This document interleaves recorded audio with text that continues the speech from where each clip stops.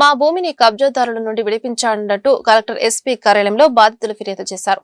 నంబురులో తనకున్న 600 గజాల రిజిస్టర్ భూమిని కబ్జా చేసి ప్రహారీ నిర్మించారని బాధితులు ఫిర్యాదు చేశారు. దానికి వాచ్మెన్ గా పనిచేస్తున్న మరియదాసు తమ స్థలంలోకి పోనివ్వకుండా అడ్డుకుంటున్నాడని బాధితులు తెలిపారు. మరియదాసు వెనక ఉండి కొందరు నడిపిస్తున్నారని బాధితులు ఆరోపించారు.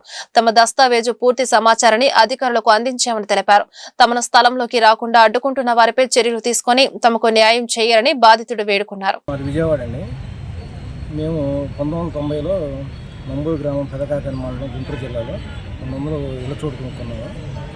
అది కరోనా వరకు మేము పర్యవేక్షించాము. అప్పుడు ఎవరు దాన్ని ఆక్రమించుకోలేదు. ఈ కరోనా తర్వాత ఎవరో వ్యక్తులు మాకు విజయవాడ వాస్తవ్యులు ఒక 4 ప్లాట్లు కలిపి చుట్టూ ప్రహరీ గోడ కట్టుకుని గేటు పెట్టి ఆక్రమించి ఉన్నారు. మేము మా స్థలాలు మీరు ఎందుకు ఆక్రమించారని వచ్చి అడగగా వారు మా మీద దౌర్జన్యం చేసి కర్రలతో కొట్టడానికి వెంటపడుతున్నారు.